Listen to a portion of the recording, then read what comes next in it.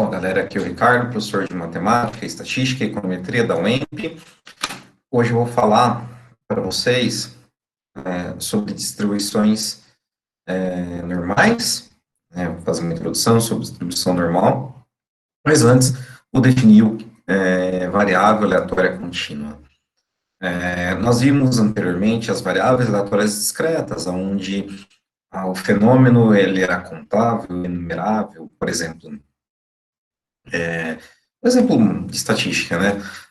Se você tem, então, 5 bolas, né, numeradas de 0 a 4, né, cada um com probabilidade igual a 1/5, e aí você sistematiza uma função de distribuição de probabilidade, né, a cada variável aleatória designada, são os números que as bolas assumem, e aí você tem, então, uma função de distribuição de probabilidade, onde a soma dessa função é igual a 1, né, e cada um tem uma probabilidade associada maior que zero, que é 1/5, né, nesse caso, e você tem todo um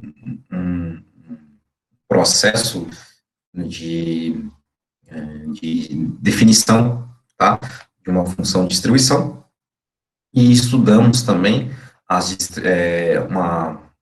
principal, né, eu posso considerar como a principal distribuição discreta, que é a distribuição binomial, onde a variável aleatória assume somente dois valores, né? Sucesso é igual a 1, fracasso que é igual a 0. Tá? É binária, né?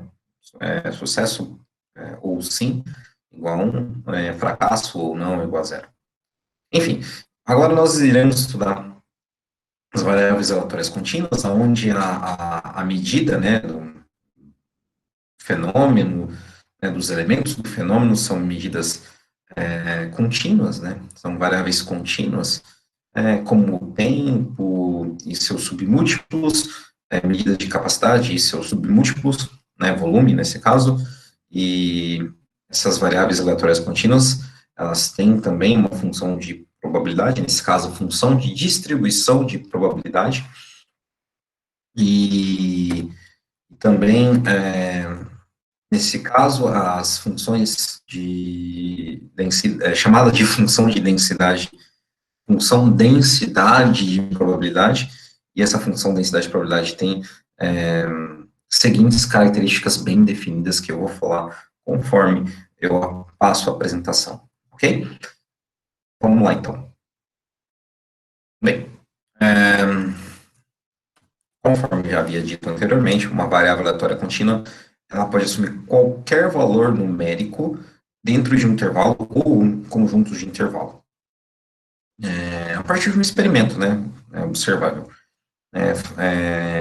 Medidas como tempo, distância, temperatura, em economia, PIB, preço, inflação, desemprego, podem ser descritas como variáveis aleatórias contínuas, ok? Então, por exemplo, um experimento sobre anotar o tempo gasto dos clientes em um determinado atendimento telefônico e o tempo medido em segundos e seus submúltiplos, décimos, centésimos, milésimos de segundo. Os possíveis valores é um valor x, uma variável igual ou maior que zero. Okay? Notar os volumes de em recipientes de refrigerantes de 300 ml. Então, aqueles refrigerantes pequenininhos, sabe? Então, verificar se tem algum erro, verificar se tem um processo, né, padrão de produção, e aí você pode assumir uma certa probabilidade para verificar se essa probabilidade é grande ou pequena. Então, você cria uma variável aleatória contínua para determinar um certo evento. Nesse caso, você tem os valores entre 0 a 300, e a variável aleatória pode assumir um valor, por exemplo, 57,23, sendo 57 ml e 23 partes de ml, né, 0,23 partes de ml. Então, uma variável aleatória do tipo contínua. Para que a variável aleatória contínua, de caráter contínuo, ela tenha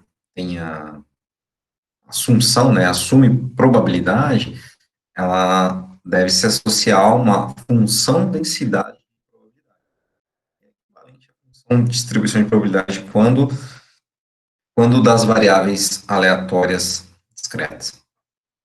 Essa função densidade de probabilidade, ou FDP, ela tem as seguintes características, ela tem que satisfazer as seguintes condições.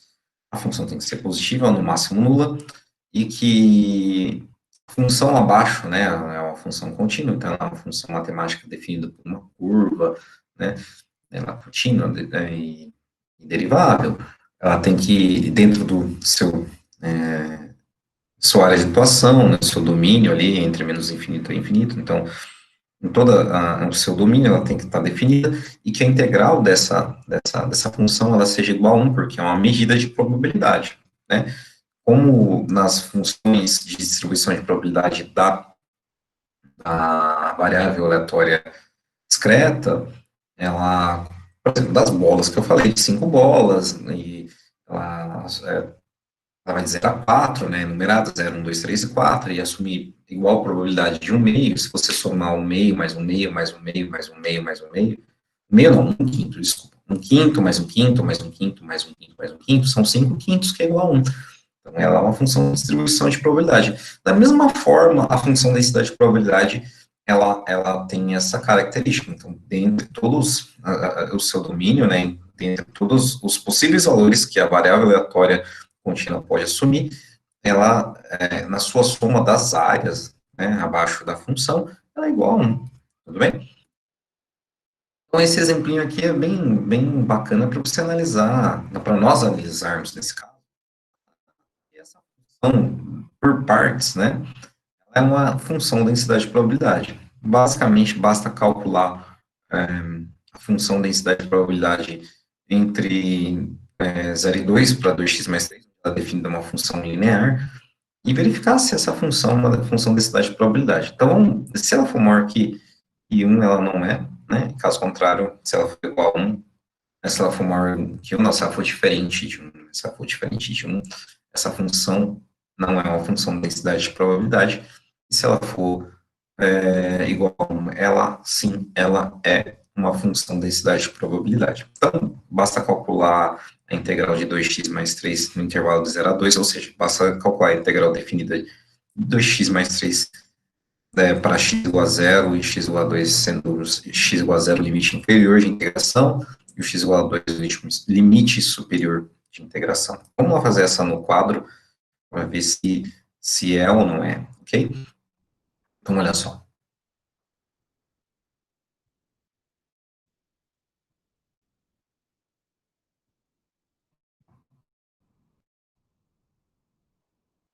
Bem,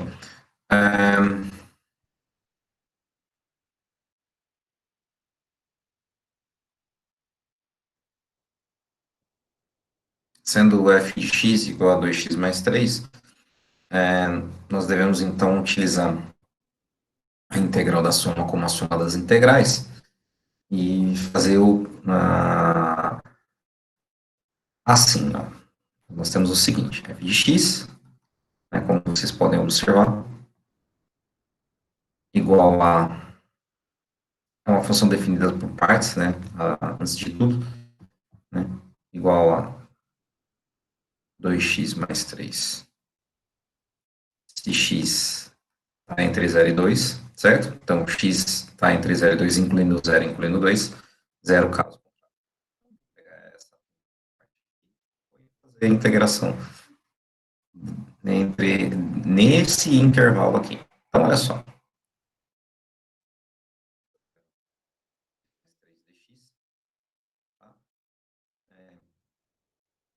Integral da soma das integrais. Então, fica assim, ó, de 2 a 0. Aqui, ó, é uma constante multiplicando uma função. Então, eu posso jogar a constante fora, integrar somente a função x, certo? Mas, da mesma forma aqui, ó, 3 dx, certo? Porque aqui é x elevado a zero. Bom, só fazer um rascunhozinho aqui, como aqui e aqui são funções potência, integral de uma função potência tá? Integral indefinida. X elevado a n dx, nada mais é que x, n mais 1 no expoente, n mais 1 no denominador, mais uma constante. Essa constante, ela é associada à expressão quando ela é calculada na integral definida. Então, vai ficar assim, ó, 2, né? Aqui fica x, aqui é 1, né? O expoente 1 quando aparece por convenção é 1, fica 1 mais 1, né? 1 mais 1 embaixo também, mais 3, né? Vezes, aqui é vezes, tá? Vezes x elevado a 0 mais 1, 0 mais 1, tá? Isso, x entre 0 e 2. Olha só, 2x ao quadrado sobre 2, mais 3x, que é o 3 dividido por 1 é 3, então 3x, tá? Entre 0 e 2. Olha só, então, substituindo aqui, primeiro o superior, depois o inferior, fica assim, 2 vezes 2 ao quadrado, dividido por 2, mais 3 vezes 2, menos, tá? Menos, abre parênteses, 2 vezes 0 ao quadrado sobre 2, menos 3 vezes 0. Aqui tudo dá zero, e aqui 2 ao quadrado é 4, 3 ao quadrado é 3 ao quadrado, 3 vezes 2 é 6. Então, essa integral, aqui, ó, integral 2x mais 3 dx é 10. Então, esse valor aqui, tá? Esse valor aqui, ele é maior que 1. Então, a função fx não é função densidade de probabilidade, tá bom? Então, sabendo disso, vamos falar um pouquinho de distribuição normal, porque eu vou dividir essa aula em duas, mas deixa eu dar uma introduzida na distribuição normal, porque ela é muito utilizada, é a distribuição mais importante dentre todas, entre as contínuas, entre as discretas. Tá? Por exemplo, a binomial, ela pode ser até aproximada da uma normal quando, né, você trabalha com grandes repetições, né, nesse caso. E o seguinte, a distribuição normal em economia, ela é altamente aplicável, porque populações, populações de populações, né, pessoas e estratos, né, classes sociais, quando analisadas, né, em relação a determinada distribuição, ela, geralmente ela é alicerçada nas distribuições normais. Fenômenos como produto interno bruto, a sua distribuição no tempo, a sua distribuição nos espaços geográficos, são, elas também têm a característica da distribuição normal. Então, os fenômenos econômicos, em grande parte, elas têm como base a sua distribuição, né, de ordenação dos elementos e, assim dizendo, a distribuição, a função de distribuição de probabilidade, certo? Associar ela a uma variável aleatória, né? E assim poder fazer inferências estatísticas que nós iremos ver no futuro, elas têm uma distribuição do tipo normal, tá? Do tipo normal. Mas o que é uma distribuição do tipo normal? Vamos ver agora, tá? Vamos ver agora o que é uma distribuição do tipo normal. A distribuição normal é a distribuição mais importante dentre todas as distribuições que existem na ciência. Por quê? Porque vários fenômenos físicos, sociais, econômicos, químicos, biológicos, a grande maioria são descritas pela ordenação e distribuição de probabilidade do tipo normal, certo? Essa distribuição ela tem uma forma muito peculiar, ela tem uma forma muito característica, uma forma que ela mostra que o valor máximo da função de distribuição de probabilidade, a função de densidade, nesse caso, o seu máximo é a média, tá? Esse seu máximo é a média, que ela está mais concentrada, tá, nos intervalos em que uma variável aleatória x, certo?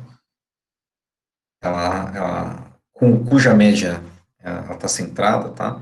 Ela centrada, ela tá, a maioria das informações ela está concentrada entre os desvios padrão, entendeu? Então, o desenho dela é muito característica por causa dessas informações.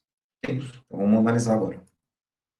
Olha só, essa é um desenho, né, de uma função de distribuição de probabilidade do tipo normal. Por quê?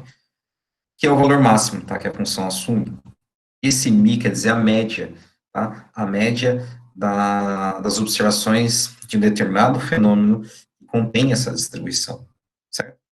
E, além disso, percebe-se que ela tem uma mudança de concavidade antes de chegar ao seu máximo, e essa mudança de concavidade, o valor da área aqui nessa mudança de concavidade, tanto quando você anda da esquerda para a direita, quanto da direita para a esquerda, o valor da área é muito maior que os extremos, que nós chamamos de cauda.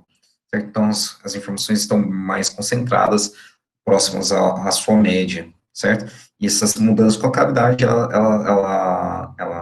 justamente, ela é obtida por causa do intervalo da média entre né, e os desvios padrão, tá? Para cima ou para baixo, tá? À esquerda ou à direita, tudo bem? Então, essa característica gráfica da distribuição normal, certo?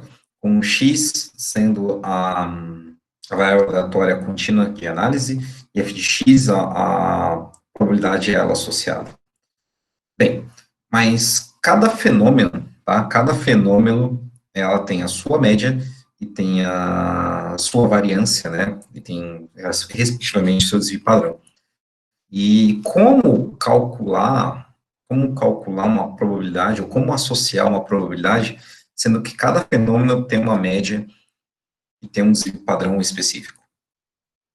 Essa vai ser a pergunta para responder na próxima aula, tá, galera? Então, fica aí em stand-by essa pergunta, mas eu gostaria que vocês pesquisassem, né, porque essa pergunta ela não é passível de resposta na próxima aula, é passível de procura das informações para que satisfaça essa resposta e que na próxima aula vocês possam responder, certo? Que vocês possam confrontar o que vocês chegaram nas observações que vocês fizeram aí na internet e que o que corrobore, o que não corrobore com a explicação, né, que eu for dar na próxima aula. Mas a pergunta, novamente, fazendo a pergunta.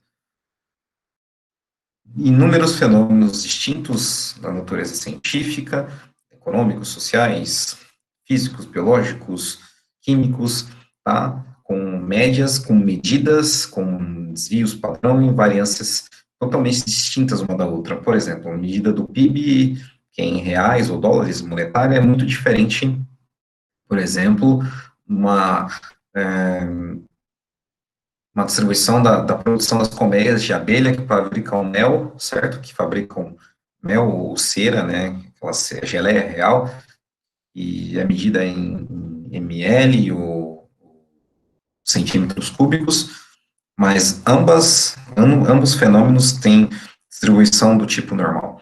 Como se medir como se mede, né? Como se mede uma probabilidade, sendo que existem vários fenômenos distintos com médias e medidas diferentes uma da outra? Essa é a pergunta que eu vou tentar responder na próxima aula. Valeu, galera. Obrigado. Até mais. Tchau, tchau.